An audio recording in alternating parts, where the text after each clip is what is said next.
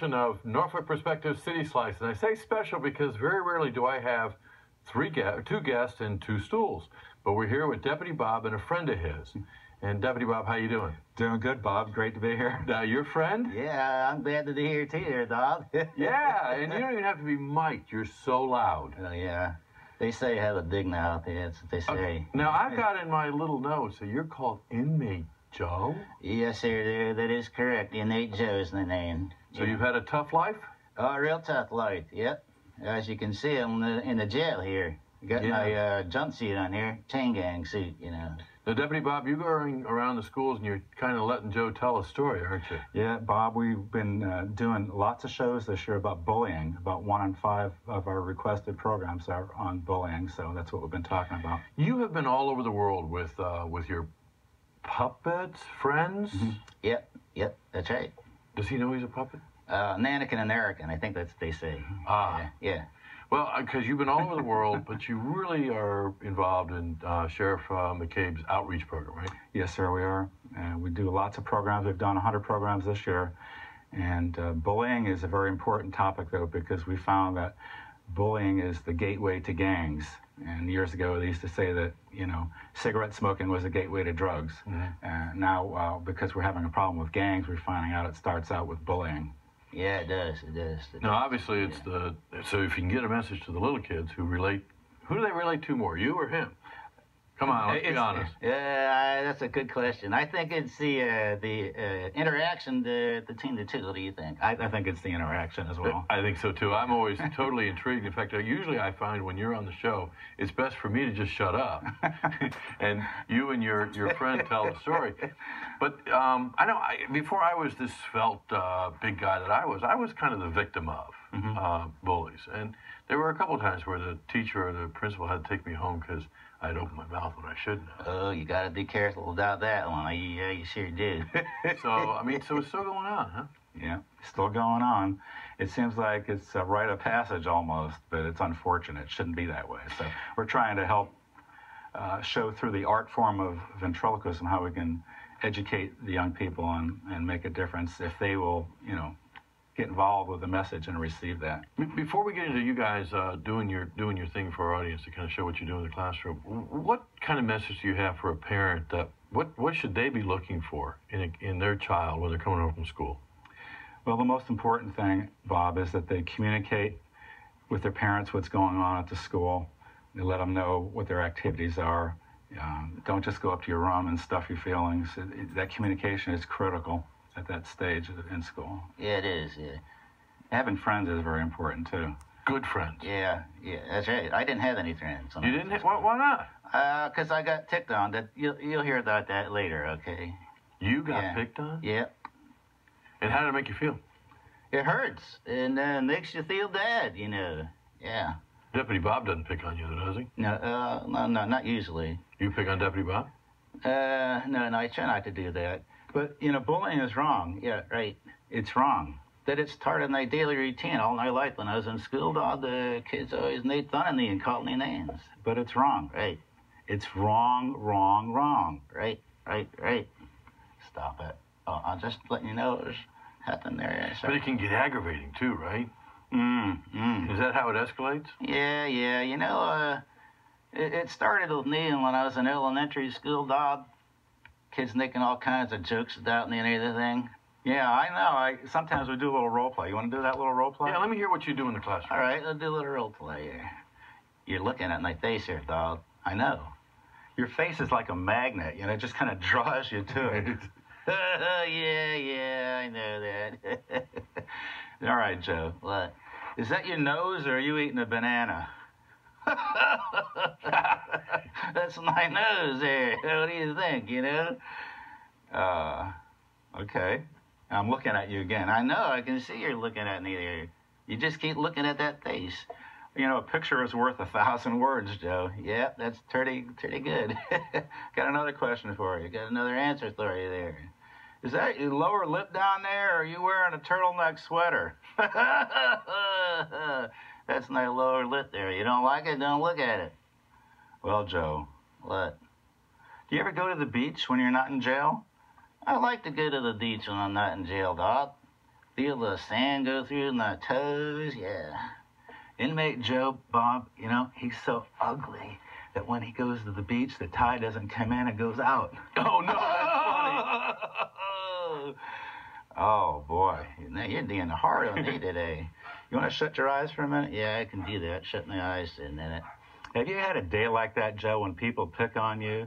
Yeah, I'm having one right now because you're picking on me. I'm doing this to teach you. Oh, well, he's a good teacher there, dog. Yeah, he is a good teacher, yeah. In school, people can say some mean things. Well, and it seems funny. Yeah, it does. And people look and they laugh.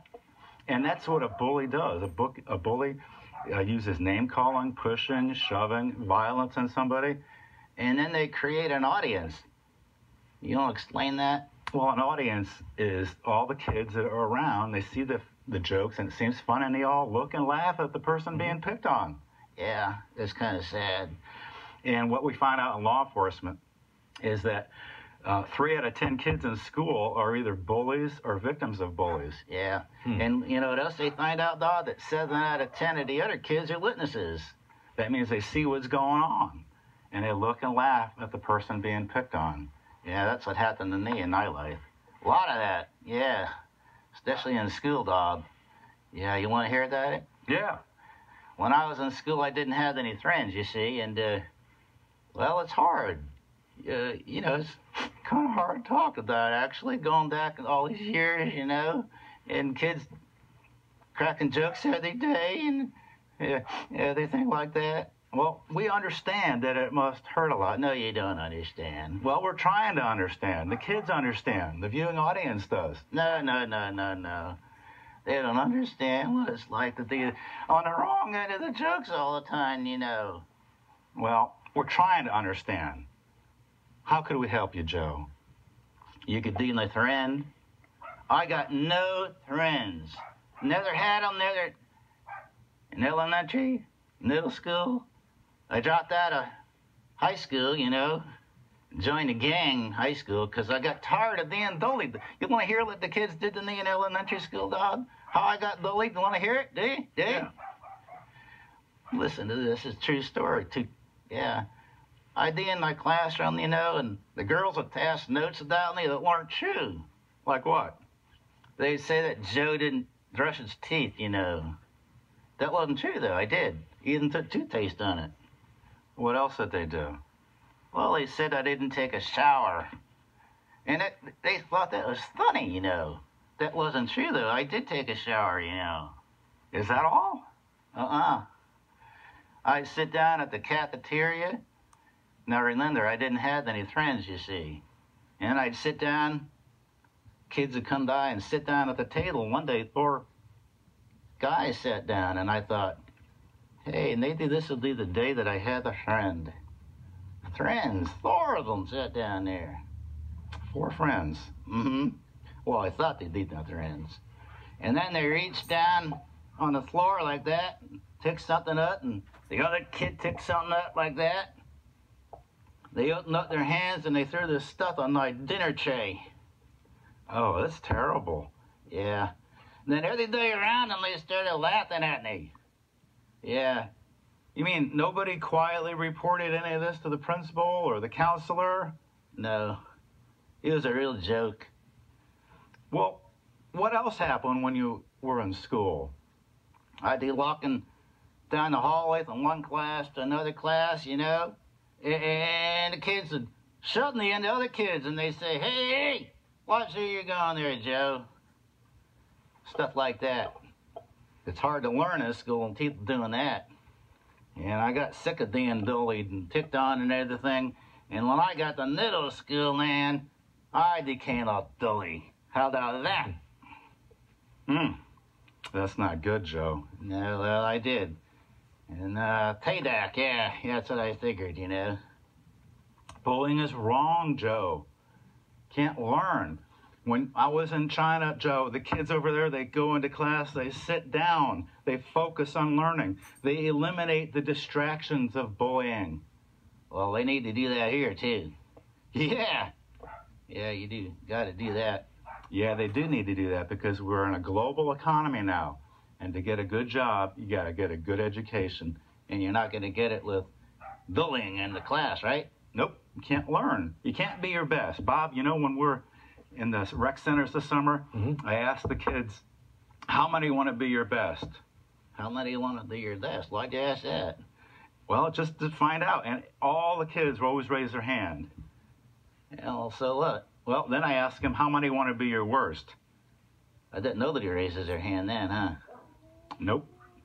So what's the point? This is the point. If you want to be your best, you have to eliminate the distraction of bullying and do your best at school.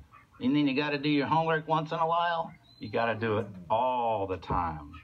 Oh, yeah, I guess you got to do that. Dad, I had a hard life. Yeah, I done on the road of hard knocks there, Dad. It's not easy being a little kid, you know. You know, I got a question, though, for you. What's that? Why didn't anybody report what was going on with you to your teachers? Well, I mean, why would they want to report anything like that? Because I had no friends. I wasn't on the team. I mean, what do you mean you weren't on the team? I wasn't on the basketball team. I was too short. Yeah, I couldn't hit the baseball, so the baseball team didn't pick me. And I'm too little to play football.